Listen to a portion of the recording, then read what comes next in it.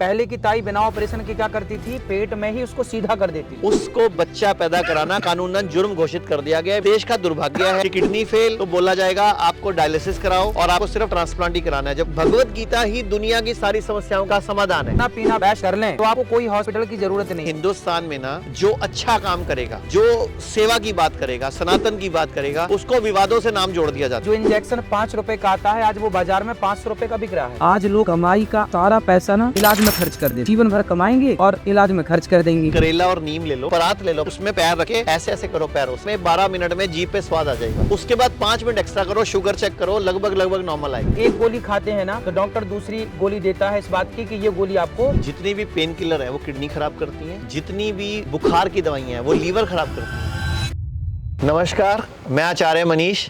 आज मेरे साथ है एक शख्सियत जिसको भारत का हर युवा, हर बुजुर्ग, हर बच्चा जानता है आज की डेट में, जिन्होंने अपने सवालों के जवाबों के माध्यम से भगवान श्री कृष्ण के धाम वृंदावन से पूरी दुनिया को जो मैसेज दिया, अध्यात्म के बारे में, संस्कृति के बारे में, ज्ञान के बारे में, आयुर्वेद के बारे में और हमारी सनातन संस्कृति पर खुल के बोलने वाला ऐसा संत मैंने पहली बार देखा। और आज हमारा सौभाग्य है, आज मैं अपने हिम्स मेरठ में हूँ और यहाँ महाराज जी का आगमन हुआ, तो आज मैंने कहा हम मिलकर एक पॉडकास्ट करते हैं। थोड़े दिन पहले मैं वृंदावन गया था तो महाराज जी ने मुझे ऐसे कुर्सी पे बिठा लिया था, आज मैंने महाराज जी को अपने साथ बिठा लिया।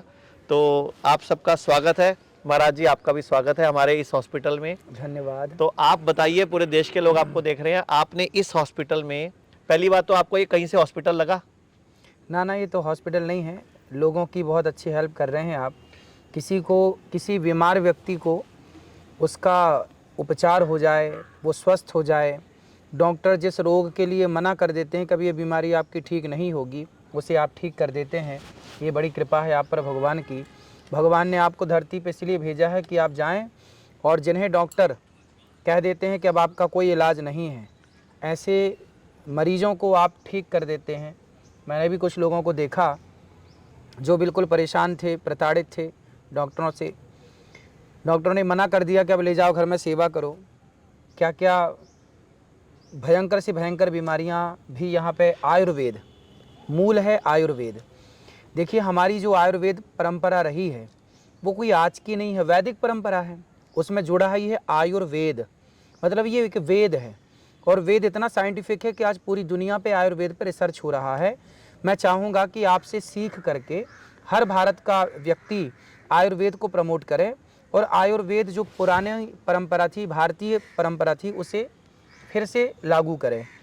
पहले के ज़माने में हम लोग घर पे ही सारा उपचार कर लेते थे। सबके घर में हल्दी होती थी, मेथी के दाने होते थे, सबके घर में बहुत सारी दवाइयाँ, शहद इत्यादि से ना जाने क्या क्या उपचार पहले हो ही जाते थे। देसी घी जो आप थेरेपी देते हैं, देसी घी पिला करके फिर उससे वमन कराते हैं। ये कितनी बढ़िया, पेट साफ करने की, जो हृदय में जमा हुआ कफ है उसको साफ करने का कितना अच्छा नुस्खा था। अब ये भूलती चली जा रही है हमारी युवा पीढ़ी। पहले के ज़माने में देखिए, मुझे एक बात अच्छी लगती है पुरानी। पहले जो महिलाओं को डिलीवरी होती थी, बच्चा पैदा होता था, तो पहले, आज के 100 साल पहले कौन सा हॉस्पिटल था जो बच्चों को डिलीवरी के लिए जाना पड़ता था? मैं खुद घर में पैदा हुआ हूँ। बिल्कुल। और आप भी मुझे लगता है घर पे ही पैदा हुए हाँ, होंगे। हम लोग 4 भाई बहन हैं, मैं खुद सगे 4 भाई बहन हैं और टोटल कजन्स मिला के टोटल 26 हैं, ताए, चाचे, बुआ, मासी सब मिला के, और 26 के 26 घर में पैदा हुए हैं, कोई एक भी ऑपरेशन से पैदा नहीं हुआ। अब मैं यहाँ एक बात कहूँगा आज देखिए, वो ताई जो गर्भवती स्त्री को घर पर डिलीवरी कराती थी, और मैंने सुना है कि पुरानी जो ताई होती थी, यदि बच्चा घूम जाता था पेट में, जैसे आज डॉक्टर बोलते हैं ना कि बच्चा टेढ़ा हो गया, घूम गया है तो ऑपरेशन करना ही पड़ेगा, पहले की ताई बिना ऑपरेशन के क्या करती थी, पेट में ही उसको सीधा कर देती थी। बिल्कुल। कितना बड़ा विज्ञान था। आज कोई डॉक्टर क्या उस टेढ़े बच्चे को सीधा कर सकता है? सीधा नहीं करता, सीधा पेट फाड़ देता है। तो पहले के ज़माने में भी डिलीवरियां थीं। पहले के ज़माने में भी गांव की वो अनपढ़ ताई जो बिल्कुल नहीं पढ़ी थी। मैं कहता हूँ, आज आपको मैं बताते हुए मुझे बड़ा दुख हो रहा है कि उस ताई को आज बच्चा पैदा कराना जुर्म हो चुका है, मालूम है आपको? अब देखिए, इस टाइम वो ताई, जो दाई थी, जिसको हम दाई माँ बोलते थे, उसको बच्चा पैदा कराना कानूनन जुर्म घोषित कर दिया गया है। मेडिकल माफिया, ये जो फार्मा कंपनियां हैं, इतना बड़ा गेम खेल गई हैं कि वो दाई को ही उन्होंने खत्म करा दिया, क्योंकि उसको अपराध घोषित कर दिया। जबकि आज के 50 साल पहले, 100 साल पहले सारे बच्चे घर पे नॉर्मल डिलीवरियों से पैदा होते थे, वो दाई आती थी और उससे इतना अनुभव होता था कि वो पेट में हाथ रख के बता देती थी कि कब तक डिलीवरी होगी। अभी तो क्या होता है, स्थिति क्या है? अभी क्या होता है, नाड़ू फंस गया तो ऑपरेशन, आपका बच्चे ने पोटी कर दी तो ऑपरेशन, बच्चे के मुंह में फ्लूइड चला गया तो ऑपरेशन, हर तरह से सिर्फ आपको ऑपरेशन करने की सलाह दी जाती है। और अभी थोड़े दिन पहले आज से लगभग 4 साल पहले क्या हुआ, पंजाब सरकार के जो डॉक्टर हैं वो रात को ड्यूटी पे काम नहीं करते थे, तो उन्होंने एक इंसेंटिव घोषित किया कि हम रात को डॉक्टर जो काम करेगा उसको इंसेंटिव देंगे। तो 8 महीने बाद रिसर्च की गई कि रात को डॉक्टर की ड्यूटी लगने की वजह से जो ऑपरेशन थे वो 6 गुना बढ़ गए। तो हम लोगों ने फिर चिट्ठी लिखी, पिछले जो सीएम थे मेडिकल विभाग को जाके मिले, हमारी डॉक्टर्स की टीम मिली, तो जाके वो इंसेंटिव सिस्टम बंद हुआ कि रात को जो ड्यूटी पे डॉक्टर आए उन्होंने ऑपरेशन करने के पेट फाड़ने शुरू कर दिए। जबरदस्त। तो इस देश का दुर्भाग्य है कि किडनी फेल तो बोला जाएगा आपको डायलिसिस कराओ और आपको सिर्फ ट्रांसप्लांट ही कराना है, जबकि आज मैंने आपको 3 मरीजों से मिलवाया जिनका डायलिसिस बंद हुआ है और आप देखकर बड़े प्रसन्न भी हुए कि ये डायलिसिस कैसे बंद हो गया भाई, ये तो मॉडर्न पैथी के लिए कैसे जवाब है। तो मैंने आपको बुलाया भी इसीलिए था कि आप आयुर्वेद की शक्ति देखो और आप भी अपनी कथाओं में, अपने प्रवचनों में इस तरह की बातों को फैलाना शुरू करो, क्योंकि आपके फॉलोवर बहुत हैं। बिल्कुल। आज भारत में आपको प्यार करने वाले, आप पे भरोसा करने वाले लोगों की संख्या करोड़ों में पहुंच गई है। और अभी जैसे आप बिग बॉस में गए, सलमान खान से मिले, आपने उसको भगवत गीता भेंट करी, तो मेरे लिए वो बहुत ही सौभाग्यशाली क्षण था कि आपने उसको भगवत गीता पेश करी, उसने ली भी और राधे राधे भी बोला। तो मेरे को बड़ा अच्छा लगा, क्योंकि भगवत गीता ही दुनिया की सारी समस्याओं का समाधान है। बिल्कुल। और लोग इसको समझ नहीं रहे, लोग उस किताब को दुनिया का समाधान बता रहे हैं जो सबसे समस्याओं की जड़ है, जबकि समाधान सारा भगवत गीता में। चलो खैर, ये आज का मुद्दा नहीं है। मुद्दा आज ये था कि मैंने महाराज जी को आज 2 कैंसर के मरीजों से मिलवाया जिनको डॉक्टर ने बोला था 10-15 दिन के मेहमान हो, और वो दोनों पेशेंट अच्छे खासे घूम रहे थे। और एक मैंने बहुत साध्वी प्रज्ञा से भी महाराज जी को मिलवाया, जो यहाँ पे पिछले कई दिन से एडमिट हैं। साध्वी प्रज्ञा का नाम तो पूरे भारत के हर सनातनी ने सुन रखा है, क्योंकि उन पे मकोका लगा था और उन्होंने जेल में बहुत यातनाएं सही, अभी वो केस चल रहा है उनके ऊपर। मैं उनसे मिला, साध्वी प्रज्ञा। तो आप थोड़ा खुद ही बताएं उनका अनुभव, उन्होंने क्या कहा आपको? हाँ, वो उनका पूरा शरीर सूज गया था, पता नहीं क्या हो गया था, पर आपके यहाँ ही तो अब वो ठीक हैं। वो खुद बता रहे थे कि मैं अब स्वस्थ हूँ, यहाँ के ठीक हैं। कुल मिला के आप जो कर रहे हैं ना, वो बड़ा पुण्य का काम कर रहे हैं और लोगों की हेल्प है, ये मदद कर रहे हैं आप कि सब प्रकार से लोग जो प्रताड़ित हैं, परेशान हैं, जिनका कोई इलाज नहीं है हॉस्पिटलों में, उनका ये आयुर्वेदिक जो हॉस्पिटल आपका है, आपके द्वारा बहुत सारी वीडियो मैंने भी देखी, आप ये बताते हैं क्या खाओ क्या मत खाओ, है ना, क्या पियो क्या मत पियो। तो ये बहुत अच्छी गाइड है आपके द्वारा कि आज के जो युवा हैं पिज्ज़ा बर्गर खा खा के, आजकल तो खाने से लोग बीमार पड़ रहे हैं। आप जितना गलत खाएंगे उतने जल्दी बीमार पड़ जाएंगे, और आप सही खाएंगे तो आप स्वस्थ रहेंगे, आप बीमार ही नहीं पड़ेंगे। किसी भी हॉस्पिटल में आपको नहीं जाना, ना आपको कोई डॉक्टर की ज़रूरत है। आपको, आप यदि खाना पीना बेस्ट कर लें तो आपको कोई हॉस्पिटल की ज़रूरत नहीं। मैंने सुना था कहीं पर कि पहले के लोग जो भोजन करते थे, जो खाते थे, वो दवाई समझ के खाते थे कि ये दवा है, ये औषधि है। जैसे हमारे यहाँ आहार ही औषधि है, आहार ही औषधि है। अब हम लोग जैसे कि मसाले में देखें हल्दी यूज करते हैं, हल्दी क्या है, एक प्रकार की औषधि है। मेथी क्या है, औषधि है। अदरक क्या है, औषधि है। हम लोग भोजन नहीं करते, हम भोजन को अब पेट भरने के लिए खा रहे हैं, अब स्वाद के लिए खा रहे हैं। पहले के लोग स्वस्थ रहने के लिए खाते थे, बिल्कुल बिल्कुल। आज के लोग स्वाद के लिए खा रहे हैं। यदि हम खाने का जरा तरीका बदल दें तो आप स्वस्थ रहेंगे। पहले के लोग 90-95 साल तो यूं जीते थे। बूढ़ी बूढ़ी माताएं बिना बीमार हुए खूब दौड़ती थी माताएं कुएं से पानी। आपके यहाँ भी मैं देख के आया हूँ। देखो, मैं एक बताना चाहूंगा आप लोगों को, मैं अभी 10 दिन पूर्वी गौरी गोपाल आश्रम गया था, महाराज जी के यहाँ गया था, और मैं 280 जो माएँ वहाँ रह रही हैं, अच्छे अच्छे घरों की, जिनके बच्चे अच्छी जॉब करते हैं, खुद की कंपनी चलाते हैं या बड़े अच्छे पैसे वाले हैं, उन्होंने अपनी माँओं को छोड़ दिया और महाराज जी ने उनको माँ बना लिया। और मैं हैरान था, मेरी आंखों में भी आंसू थे जब मैं महाराज जी का मिलने गया, कि कैसे उन माँओं ने इनको अपना बेटा मान लिया और इन्होंने उनको अपनी माँ मान लिया। उनका इलाज, उनका खाना, उनका पीना, उनका रहना, उनका सब कुछ महाराज जी आज आश्रम में व्यवस्थाएं संभाल रहे हैं।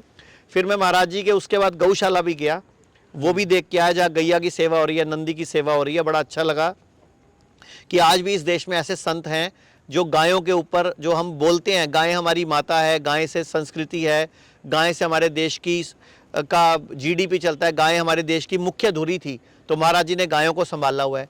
फिर उसी जहाँ पे गौशाला है वहीं पे महाराज जी का एक गुरुकुल बना हुआ है।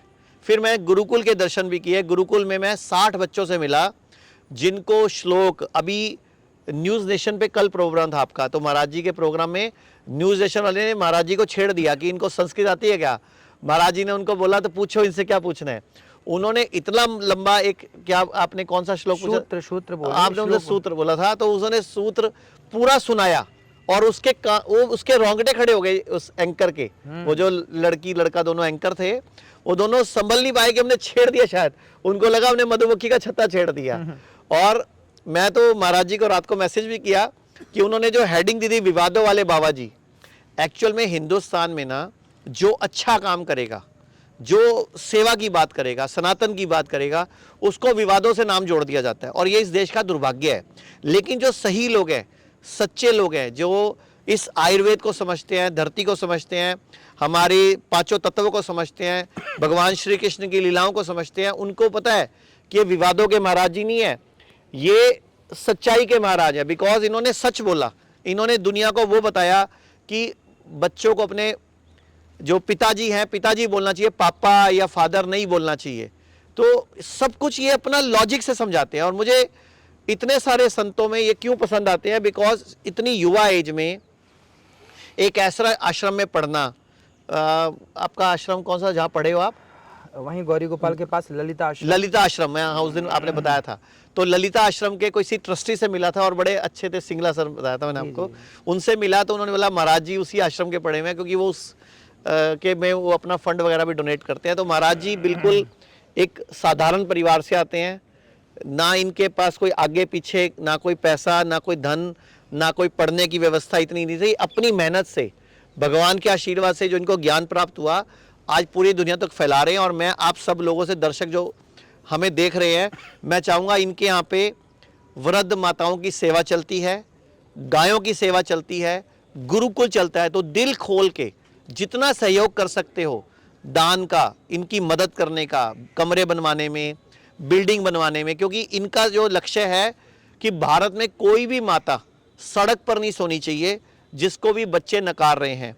मैंने खुद न्यूज़ नेशन के प्रोग्राम में देखा भी, आपने वहाँ से एक बच्चे को फ़ोन भी लगाया कि तेरी मैया को संभाल रहा हूँ, 2-4 दिन में आके लेके जाना। तो महाराज जी ने बोला भी कि अगर ये 2-4 दिन में ले जाएगा तो ठीक, और हम फिर इसका 1 साल तक ध्यान भी रखेंगे, नहीं तो फिर हम इसको आश्रम में ही अपने स्थान दे देंगे। तो बड़ा अच्छा लगता है।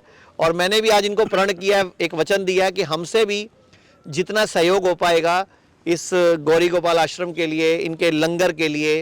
हाँ, लंगर में मैंने 1-2 चीज़ें करवाई हैं कि चावल और गेहूं इकट्ठा नहीं खाना, मतलब चावल खाओ तो रोटी मत खाओ, रोटी खाओ तो चावल मत खाओ, ये पथ्य पथ्य में आता है। 2 अन्न एक साथ नहीं खाने होते। एक मैंने महाराज जी को बोला है, वहाँ बड़ा बड़ा लिख के लगाओ, उतना ही ले थाली में, व्यर्थ न जाए नाली में, कि मतलब लोग खाना वेस्ट ना करें। बिल्कुल। और खाने की सेवा चलती है। रोज कितने हजार लोग रोज खाना खाते हैं? 30,000 लोग पर डे। 30,000 लोग वृंदावन में पर डे गौरी गोपाल आश्रम में खाना खाते हैं। माताओं की सेवा, गुरुकुल की सेवा, गैया की सेवा। और अभी महाराज जी के साथ हमारी बात चल रही है कि वहाँ पे एक बहुत बड़ा आयुर्वेद का, नेचुरोपैथी का वृंदावन में हम हॉस्पिटल भी स्थापित करने जा रहे हैं, जहाँ जितने लोग गरीब आएंगे उनकी हम निःशुल्क सेवा करेंगे, और जो लोग दे सकते होंगे उन्हीं से पैसा लिया जाएगा। तो महाराज जी आज आप यहाँ घूमे हो, जैसे आप ये पूरा हॉस्पिटल देखा है, तो आपको कैसा लगा? ये बहुत अच्छा है। और मैं आप सबको बताऊं, आप सबके दर्शकों को, कि देखिए डॉक्टर साहब जो कर रहे हैं ना, ये अपने लिए नहीं कर रहे हैं, देश के लिए कर रहे हैं। जो आयुर्वेद सोया हुआ था, जिसको आज के कुछ लोगों ने दबा दिया नीचे, उस आयुर्वेद को ये फिर से जगा रहे हैं, नीचे से ऊपर ला रहे हैं, ताकि भारत का प्रत्येक व्यक्ति ये जाने कि आयुर्वेद की शक्ति क्या है। यदि हम आयुर्वेद को भूल जाएंगे तो आज देखिए जो इंजेक्शन 5 रुपए का आता है, आज वो बाजार में 500 रुपए का बिक रहा है। बिल्कुल। जो टैबलेट 2 रुपए की बनती है आज वो 200 रुपए की बिक रही है। आप सब जानते हैं कि मेडिकल किस तरह से आज डॉक्टर जिसका ऑपरेशन नहीं भी बनता उसका भी ऑपरेशन किया जा रहा है।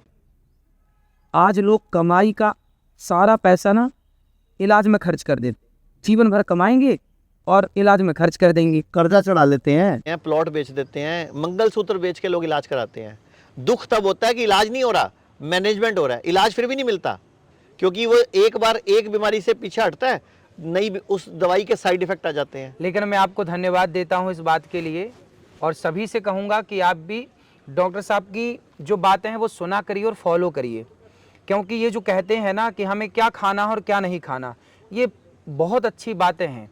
कई बार आप वो चीज़ें खा लेते हैं जो आपको नहीं खाना होता, फिर वो चीज़ें आपके पेट में जाकर के आपको साइड इफ़ेक्ट करती हैं और पूरा आपका स्वास्थ्य बिगड़ जाता है। नाना प्रकार की बीमारियां, अधिकांश बीमारियां पूज्य राजीव दीक्षित जी हमारे यहाँ हुए हैं और राजीव दीक्षित जी को डॉक्टर साहब फॉलो करते हैं। राजीव दीक्षित जी की मैंने यहाँ फ़ोटो भी देखी है, ये हॉस्पिटल में राजीव दीक्षित जी जो करते थे ना वो बिंदास काम करते थे, बिना दवाई के बिना पैसे के। आप घर पे अपनी रसोई को अपना हॉस्पिटल बना लीजिए, आपकी रसोई में जो जो पदार्थ हैं उनका काढ़ा। अब देखिए जैसे क्या बोला गया, सरकारी गाइडलाइन आई कि आप काढ़ा पीजिए, आपकी इम्यूनिटी पावर आपकी मस्त होगी, मजबूत होगी। तो कहीं ना कहीं हमारी रसोई में हमारे शरीर को बेहतर बनाने के लिए चीजें मौजूद थी। अब क्या हुआ कि हम उन्हें भूल गए, हमने उपयोग करना छोड़ दिया अदरक का, हमने सौंफ का उपयोग करना छोड़ दिया, हमने जीरा पानी पीना, जो नेचुरल जीरा को पानी में भिगो के रखा जाता है वो पानी पीने से जो पेट के लिए बड़ा अच्छा होता है, पेट के लिए अच्छा। अब ये चीजें भूल गई, मूली का रस पीना, चुकंदर का रस पीना, गाजर का रस पीना। और हमारे यहाँ देखिए सारी आज सबसे ज्यादा दवाई पूरी दुनिया में जानते हैं किस चीज की बिकती है, वो है शुगर की दवाई। हाँ। भारत में भी 10 करोड़ पेशेंट है आज और 13 करोड़ लोगों को बोलते हैं प्री डायबिटिक है, मतलब 10 करोड़ तो पेशेंट बना दिए हैं। हाँ। और 13 करोड़ लोग कहते हैं तैयार खड़े हैं डायबिटिक होने के लिए, प्री डायबिटिक। अब सबसे ज्यादा दवाई ना शुगर की बिक रही, इंसुलिन बिक रही है तेजी से, बिल्कुल। जबकि जरूरत क्या है कि आप बहुत सारे जैसे राजीव दीक्षित जी भी हैं, आप भी हैं, अन्य जो आयुर्वेद को प्रमोट कर रहे हैं, भारत के सोए हुए आयुर्वेद को जगा रहे हैं डॉक्टर साहब। और इन तमाम लोगों का कहना है कि यदि हम करेले का जूस पी लें तो करेले के जूस पीने से ही बहुत सारा हमारा कंट्रोल हो जाता है। मैंने आपको उस दिन बताया था आपके पॉडकास्ट पे कि करेला और नीम ले लो 250 ग्राम और एक नहीं जो कड़वी नीम खानी नहीं है। हाँ। उसको 250 ग्राम लेके मिक्सी में बीट करके चटनी बना लो। हाँ। और परात ले लो, परात आटा गूंदने वाली, उसमें पैर रख के ऐसे ऐसे करो पैरों से, मतलब खाओ मत। हाँ। 15 मिनट में 12 मिनट में जीभ पे स्वाद आ जाएगा। उसके बाद 5 मिनट एक्स्ट्रा करो, शुगर चेक करो, लगभग नॉर्मल आएगी। अब देखिए बिना इंसुलिन के, जबकि खाई भी नहीं हमने, जबरदस्ती ठूंसे जा रहे हैं इंजेक्शन। आप इंसुलिन लगाने की जगह 15 मिनट वो कर लो ना, और 15-20 दिन कर लो, और सूरज डूबने के बाद खाना खाना बंद कर दो, शुगर ठीक हो जाएगी। हम लोग शुगर को बोल नहीं सकते ठीक हो जाएगी, क्योंकि इस देश में कानून लागू है, drug and magic remedy act 1940 में बना था, अंग्रेजों ने बनाया था आयुर्वेद को खत्म करने के लिए। और दुर्भाग्य इस देश का देखिए कि आज भी वो लागू है, जबकि अंग्रेज को गए हुए भारत से 78 साल हो गए, लेकिन लागू आज भी है। एक और दुर्भाग्य इस देश का आपको बता दूं, क्योंकि आप अपने पॉडकास्ट में और अपने सभाओं में बोलोगे, इस देश की एक योजना है, बहुत बड़ी योजना, आयुष्मान योजना, जिसमें कि 5 लाख रुपए तक का इलाज लोगों को फ्री मिलता है। उसका नाम है आयुष्मान योजना, और उसमें आयुष है ही नहीं, मान है, मतलब ना उसमें आयुर्वेद है, ना योगा है, ना यूनानी है, ना होम्योपैथी है, ना सिद्धा है, सिर्फ एलोपैथी है।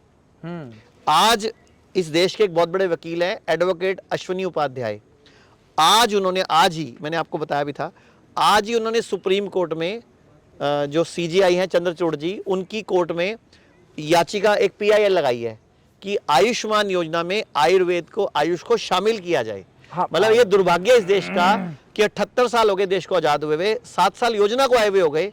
तो मोदी जी से अपील है हाथ जोड़ के कि आयुष्मान योजना में जल्दी से जल्दी आयुर्वेद को लेकर आए, और आज उसके लिए PIL डाली है उन्होंने, अश्विनी उपाध्याय जी ने। सरकार को प्रमोट करना चाहिए कि सरकार खुद एक्शन में आए और आयुर्वेद को लेकर आए, क्योंकि आयुर्वेद से हम जितना बेहतर इलाज पा सकते हैं लंबे टाइम के लिए, कोई साइड इफेक्ट नहीं है। अब देखिए एक गोली खाते हैं ना तो डॉक्टर दूसरी गोली देता है इस बात की कि ये गोली आपको साइड इफेक्ट ना देगी, ये गोली से साइड इफेक्ट हो तो उसकी गोली दूसरी गोली देता है ताकि इसको खाने से इसका साइड इफेक्ट रुक जाए।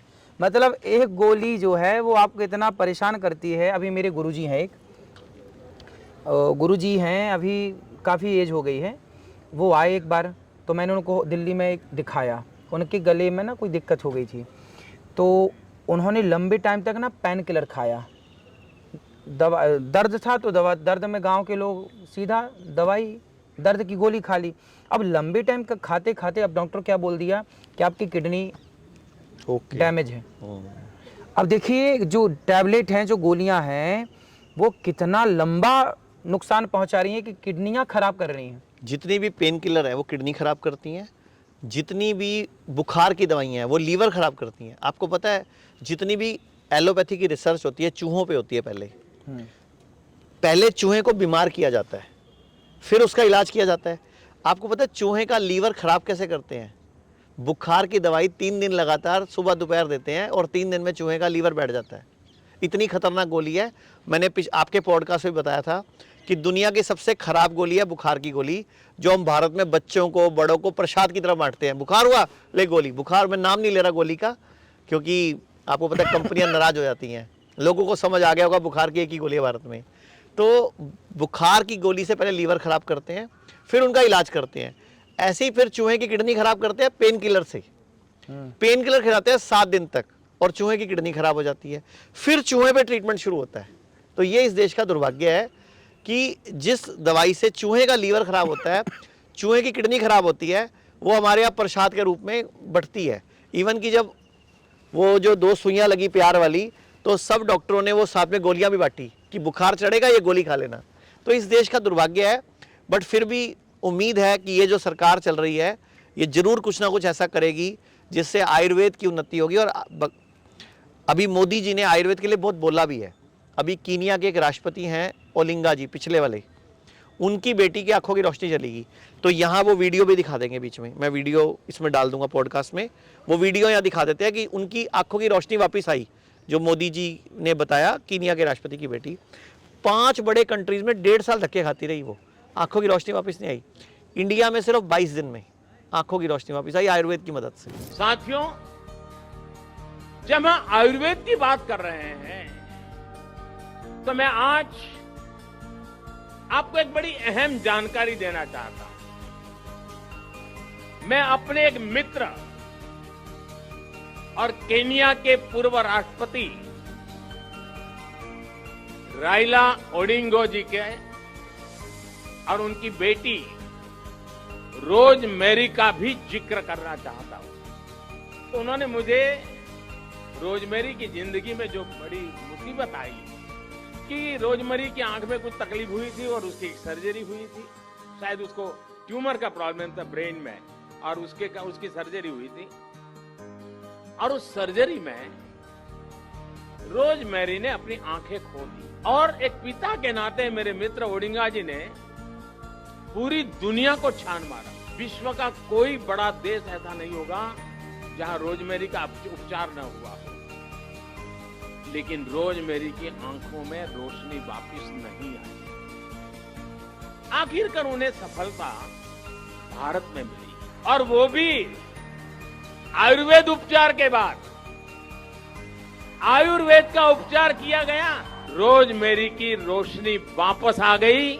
वो आज देख रही है, जब उसने पहली बार अपने बच्चों को फिर से देखा तो मुझे ओडिंगा जी बता रहे थे वो पल उसकी जिंदगी की स्वर्णिम पल थी। केरल में एक आयुर्वेद का हॉस्पिटल है और उस टीम का एक डॉक्टर हमारे पास भी काम करते हैं। तो उस टीम की मदद से ये मतलब आंखों की रोशनी वापस आई है। बहुत बड़ी बात है। और मैंने आपको वो वीडियो भी दिखाई थी, अश्विनी उपाध्याय से बात भी कराई थी। उनके खुद के पिताजी के घुटने खराब हो गए थे और जो कि डॉक्टर ने बोला था बदलने पड़ेंगे। आज बिना उनके ऑपरेशन के घुटने ठीक हैं। उनकी खुद की छाती में 3 गांठें हो गई थी, सिर्फ 3 दिन में गांठें ठीक हुई, यहीं इसी हॉस्पिटल में आके। आप जनरल वीके सिंह को जानते हैं? जनरल वीके सिंह जो मंत्री थे पहले अपने, यहीं के सांसद है मेरठ के, तो उन गाजियाबाद के, उनकी वाइफ भारती यहीं इसी हॉस्पिटल की पहली क्लाइंट है। 28 दिन लगातार आई, उनको डॉक्टर ने घुटने बदलने के लिए बोला था।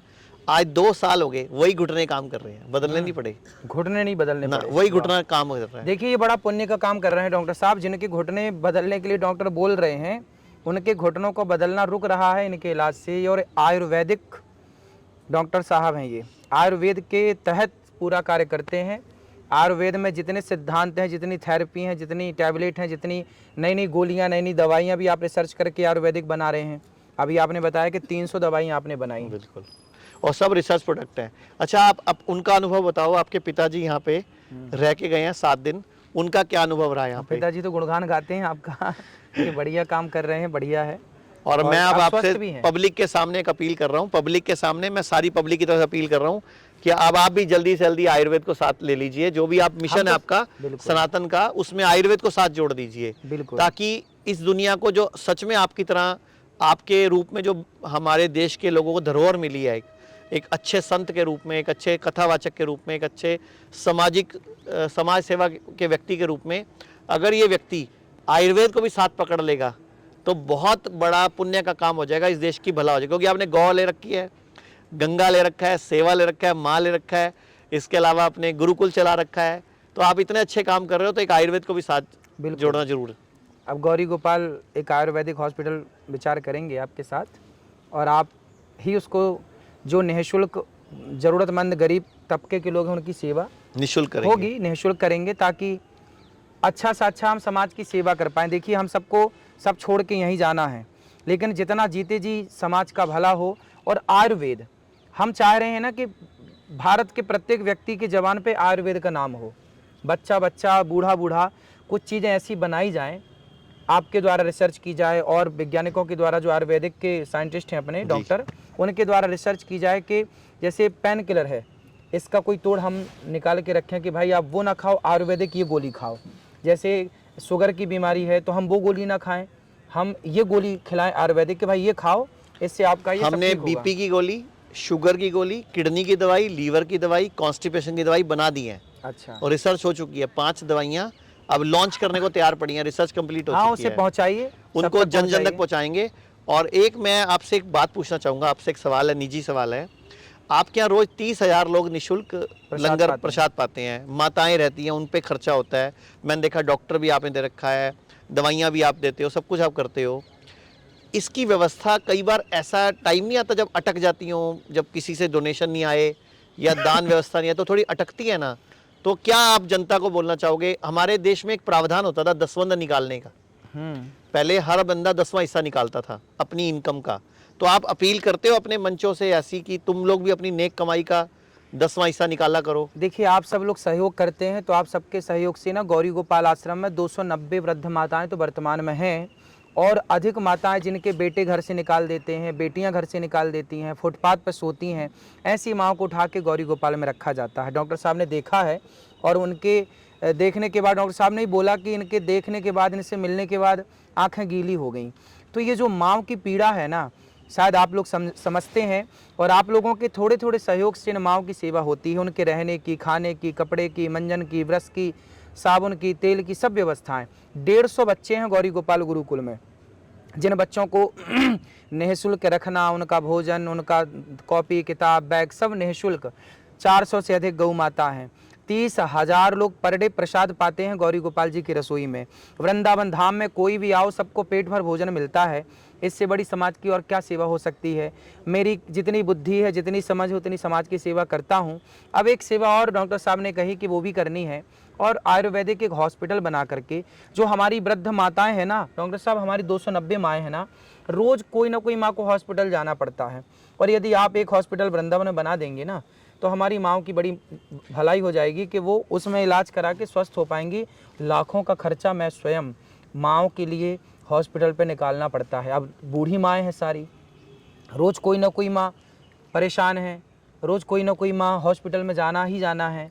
हमारी माँओं को भी, बहुत सारी वृद्ध माँओं को, किसी को शुगर की, किसी की फला बीमारियां हैं, तो आपके द्वारा वहाँ पे एक व्यवस्था बन जाएगी ना। तो मैं आज से ही कैमरे के माध्यम पे आपको एक वचन देता हूँ। हमारा मथुरा में एक क्लिनिक है, छोटा ही है, अभी बड़ा नहीं है। मैं मथुरा क्लिनिक के डॉक्टर की ड्यूटी लगाता हूँ कि हर हफ्ते एक दिन वो आपके आश्रम में लगाए, हर माता का चेकअप करे, मिले जुले, उनका खाना पीना ठीक करे, और उनको जो भी आयुर्वेदिक मदद होगी वो सब मैं करूँगा। लेकिन मैंने आपसे जो सवाल पूछा था वो ये पूछा था, आप इतनी सारी सेवाएं कर रहे हैं, इसके लिए धन का प्रबंधन करने के लिए इस समाज के दिमाग में कुछ ऐसा डालो ताकि अपनी नेक कमाई का वो एक हिस्सा डोनेशन दें। कमाई का ना 5% 7% हमें पुरानी परंपरा थी तो 10, पर 10 नहीं तो आप 5% भी निकालें तो ठीक है। देखिए आप जब जो कमाते हैं ना तो आप कमाई का कुछ हिस्सा सरकार को देते हैं टैक्स के रूप में। यदि आप टैक्स नहीं देते तो सरकार की नज़र में आप चोर कहलाते हैं, टैक्स चोर कहलाते हैं आप। उसी तरह जो ईश्वर है वो भी एक सरकार है, परमात्मा एक सरकार है, सबकी सरकार राधा रानी है, भगवान है। तो भगवान को भी टैक्स देना पड़ता है। कौन सा टैक्स? कि आप किसी भूखे को भोजन कराएं, किसी बेसहारा को सहारा दें, किसी निर्धन का विवाह करा दें। उसी तरह के कार्य जो गौरी गोपाल में होते हैं। जो माँ बाप गरीब हैं, जो अपने बच्चों को पढ़ा नहीं पाते तो गौरी गोपाल गुरुकुल में उनको पढ़ाया जाता है।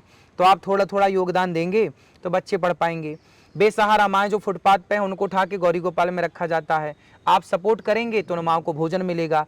माँ को तो भोजन मिल जाएगा पर आपको पुण्य मिल जाएगा कि आपकी कमाई का कुछ हिस्सा किसी बेसहारे को सहारा देने में खर्च हुआ, किसी माँ को रोटी देने में खर्च हुआ, किसी माँ को दवाई देने में खर्च हुआ, किसी माँ को छाया देने में खर्च हुआ, वस्त्र देने में खर्च हुआ। तो आपके सबके सहयोग से गाय को चारा देने में खर्च हो जाएगा। तो आप थोड़ा थोड़ा अपनी कमाई का कुछ कुछ हिस्सा वृद्ध माँओं की सेवा में ज़रूर दें। गौरी गोपाल आएँ और अपनी आँखों से पहले वहाँ की सेवाएं देखें, और देखने के बाद जैसे डॉक्टर साहब संतुष्ट हुए ऐसे आप भी संतुष्ट हों कि गौरी गोपाल में जो आपको दिखाया जा रहा है, जो आप सुनाया जा रहा है, क्या वो सही है। तो आप अपनी आँखों से देखें, किसी के कहने से बिल्कुल नहीं। आप मेरे कहने से भी मत बिलीव करिए।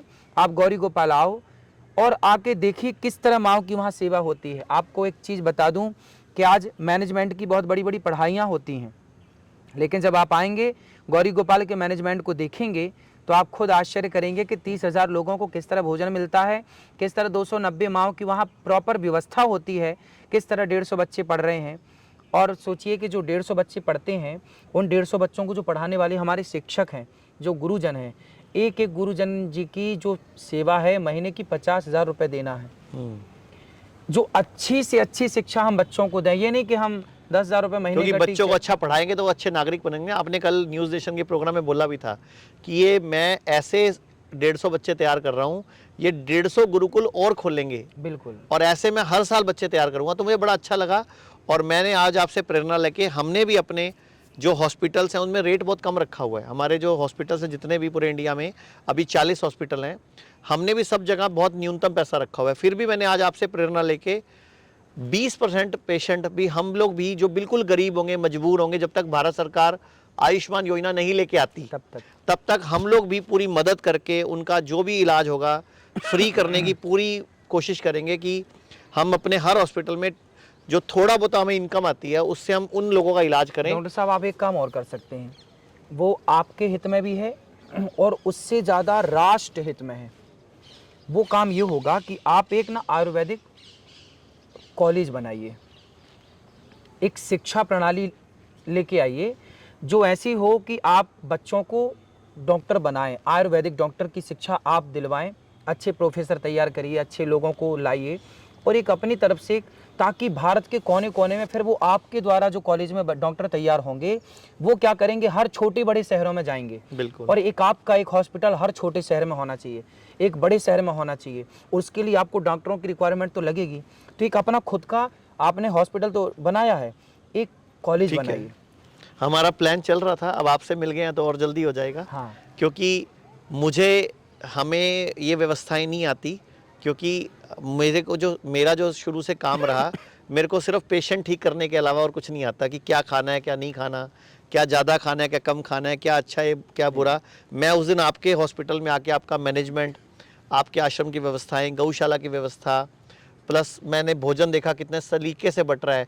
और सबसे बड़ी बात, जो लोग भोजन पाते हैं और जिस दिन आप वृंदावन होते हो आप खुद लोगों से मिलते हो। और मैं बताना नहीं चाहता था, चलो बताता हूँ। मैं उस दिन वहीं खड़ा था महाराज जी के पास, तो महाराज जी को नहीं पता था मैं पीछे पहुंच चुका था, महाराज जी का मुंह उस साइड था। तो एक बंदे ने बोला कि मेरे पास घर जाने के पैसे भी नहीं है। महाराज जी ने इमीडिएटली अपने जो साथ में उनका जो पीएसओ था उसको इशारा करा और उस बंदे ने उसको पूछ के उसकी जेब में किराया डाल दिया।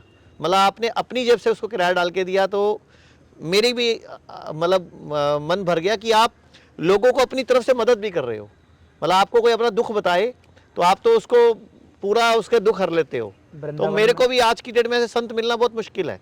तो इसीलिए मुझे लगा कि अगर हमें आयुर्वेद को बढ़ाना है तो क्यों ना मैं आप ही के माध्यम पे, आप ही के कंधों पे वो बोझ डालूं एक और। नहीं बिल्कुल, आप कि हमें बताइए सनातन के हमें साथ क्या आयुर्वेद को करना बढ़ाएं। है, हम और आप मिलके। मैं चाहता हूं ना कि भारत में एक ऐसा कॉलेज हो, एक ऐसी शिक्षा पद्धति हो आपके द्वारा हो, क्योंकि आपको इसका ज़्यादा अनुभव है, मेरे को तो इसका अनुभव बिल्कुल नहीं है, लेकिन मैं आपके साथ हूं, आप मेरे साथ हैं, हम सब मिलके एक काम कर सकते हैं कि जो आयुर्वेद में काम करने वाले अच्छे पढ़े लिखे लोग हैं उनको लाया जाए, उनके द्वारा बच्चों को एक बढ़िया शिक्षा नीति आयुर्वेद की लागू कराई जाए और बच्चे अपने कॉलेजों पढ़ के योग्य बने और वो खुद अपना अपना एक आयुर्वेदिक हॉस्पिटल खोलें और जो कॉलेज दवाई बनाएं आपने पूरा। बनाई है, जो वो 300 घर दवाई तक बनाई है, वो दवाइयों को सब पहुंचाएं और वो बच्चे रिसर्च करें और नई दवाइयों को, जो आयुर्वेदिक दवाइयां उनको लॉन्च करें। मैं आपको बताना चाहूंगा, दर्शकों को बताना चाहूंगा, आयुर्वेद में लोग बोलते हैं रिसर्च का काम नहीं हो रहा। वो लोग बोलते हैं ऐसा कि आप पेशेंट ठीक कर रहे हो, पेपर पे लाओ। तो मैं आपको बता दूं, पूरे दर्शकों को भी बता रहा हूं, हम लोगों ने पे एक पूरी मेडिकल टीम बनाई थी, रिसर्च टीम बनाई थी पूरी दुनिया में। पहली बात तो रिसर्च पेपर छापना आसान नहीं है, क्योंकि जो रिसर्च पेपर के कंट्रोल्स हैं वो विदेशी कंपनियों के हाथ में हैं। वो जल्दी से आयुर्वेद का पेपर एक्सेप्ट ही नहीं करते। फिर भी 19 पेपर किडनी फेल पे, लीवर फेल पे, कैंसर पे छप चुके हैं और 60 पेपर हमारे तैयार हैं ऑनलाइन। मतलब पेशेंट भी ठीक हुए हैं और रिसर्च पेपर भी रेडी हैं। जिस भाषा में मोदी जी ने आज से लगभग 2 साल पहले एक अपने भाषण में बोला था कि जिस भाषा में दुनिया समझती है उस भाषा में दुनिया को समझाओ, तो दुनिया समझती है रिसर्च पेपर की भाषा। तो मैं पूरा हर महीने लाखों रुपए खर्च करके एक टीम बिठा के बैठा हूं जो सिर्फ रिसर्च कर रही है, जो सिर्फ डेवलपमेंट कर रही है। आज आप मिले भी हो दवाइयों के रिसर्च हेड से, कि जिन्होंने बीपी की, शुगर की, किडनी, लीवर की दवाइयां रिसर्च करके बनाई हैं और क्लिनिकल ट्रायल हुए बाकायदा। मतलब ऐसे नहीं कि मेरे कहने पे किडनी की दवाई बन गई, बाकायदा क्लिनिकल ट्रायल हुए चूहों पे, फिर बंदरों पे, फिर इंसानों पे। एक मैं चाहता हूं कि जो अपना आयुर्वेदिक वो बनेगा ना हॉस्पिटल कॉलेज, उस कॉलेज में एक प्रॉपर सब व्यवस्थाएं रहें। हम वेद को विज्ञान की ओर ले चलें अब। बिल्कुल, बहुत अच्छी लाइन भी बड़ी अच्छी, वेद विज्ञान की ओर। हाँ, अब क्या है कि अभी तक केवल बातें थी, मैं ना चाहता हूं कि धरती में कुछ करके दिखाना है। जो लोग हमारे वेदों पर, हमारे पुराणों पर उंगलियां खड़ी करते हैं, मैं उनकी उंगलियां तोड़ना चाहता हूं, उनको जवाब देना चाहता हूं कि देखो तुम नहीं समझते वेद क्या है। हमारे वेदों की राइट ब्रदर्स ने 1903 में विमान बनाया, जबकि हमारे वेदों में पुष्पक विमान का जिक्र है। मैं तो चाहता हूं कि उस तरह से विमान बनाए जाएं। पूरा विमान शास्त्र है हमारा पूरा विमान शास्त्र उस विमान शास्त्र को अब पढ़ाने की जरूरत है। बिल्कुल। अब बातें बहुत हो गई, अब बातें नहीं करेंगे। अब मेरा मन है कि आप और हम मिलकर कुछ ऐसा करें, और जो बुद्धिजीवी हैं इससे जुड़ना चाहे इस मुहिम से, कि अब हम वेदों के अनुसार रिसर्च करना स्टार्ट करें। तो मैं लोगों से बोल देता हूँ, ये पॉडकास्ट के लास्ट में अगर आप चाहते हो महाराज जी और हम मिलके बहुत बड़ा कुछ करें, तो नीचे वाई लिख दो और शेयर कर दो, और जिनको लगता है नहीं करना चाहिए हमें मिलके काम, तो वैन लिख देना पता भी लग जाएगा कितने लोग आपको प्यार करते हैं, कितने लोग मुझे प्यार करते हैं। वैसे तो आपके लाखों करोड़ों फैंस हैं मेरे। बहुत अच्छा कार्य कर रहे हैं और आपको भगवान दीर्घजीवी बनाए, यूं ही करते रहे। भी बहुत काम करना, हम सबको अपनी आयु पूरी होने के पहले, मरने के पहले हम देश को कुछ देकर जाए, देके जाएं, आयुर्वेद देके जाएं, सनातन देके जाएं, हमारे शास्त्र देके जाएं, वेद से विज्ञान कैसे कन्वर्ट होता है, कैसे वेद से विज्ञान। बात तो यही सच है कि वेद से ही विज्ञान निकला है, लेकिन मान नहीं रहे हम। इसको मनवाए कैसे जाए, वो ऑन रिकॉर्ड, ऑन पेपर पे आएगा और पूरा किसने कॉपी की है भारत के वेदों पर, किसने रिसर्च की। सारा कुछ अंग्रेजों ने चोरी किया है यहाँ से। ये जो पूरी मेडिकल साइंस है, ये जो पूरी एलोपैथी है, ये सुश्रुत ऋषि की है। जर्मनी में आज भी, जर्मनी के जो यूनिवर्सिटी है वहाँ पे बाहर सुश्रुत की मूर्ति लगी हुई है, भारत में नहीं लगी हुई। भारत में कोई सुश्रुत रोड, चरक रोड नहीं है, भारत में तुगलक रोड है, बिल्कुल, भारत में अकबर रोड है, भारत में शाहजहां रोड है, लेकिन यहाँ पे कोई चरक रोड, माधवकर रोड या कोई राजीव दीक्षित के नाम पे भी कुछ नहीं है भारत में।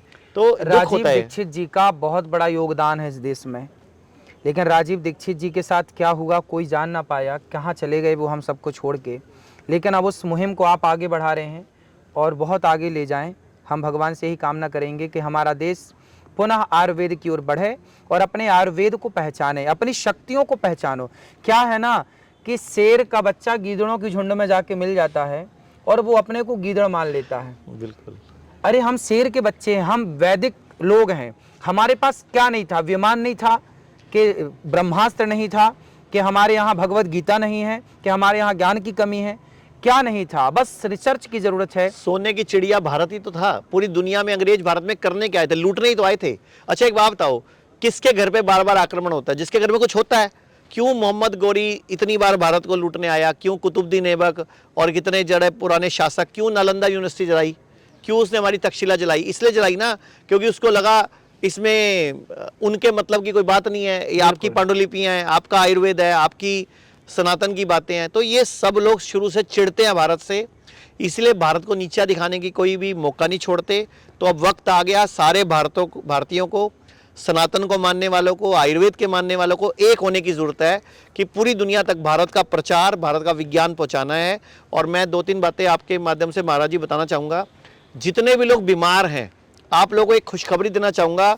अब सारे हेल्थ इंश्योरेंस जो पहले होते थे वो एलोपैथी में चलते थे, लेकिन मोदी जी की कृपा से, उनके प्रयास से अभी सारे हेल्थ इंश्योरेंस आयुर्वेद में भी चलते हैं। मतलब हमारे यहाँ सारे हेल्थ इंश्योरेंस चलते हैं। हमारे यहाँ भी, हमारे जैसे जितने और भी हॉस्पिटल है। तो एक तो सबको मैं हाथ जोड़ के विनती करूंगा, आप भी अपनी कथाओं में बोला करो कि हर एक को बोला करो हेल्थ इंश्योरेंस कराया करें, क्योंकि लोग गरीब हो जाते हैं इलाज की वजह से। तो हेल्थ इंश्योरेंस होता है तो कम से कम पैसा तो बचता है, और वो आयुर्वेद में भी चलता है। अब तो 10-15 हज़ार का हेल्थ इंश्योरेंस 5 लाख का कवर देता है।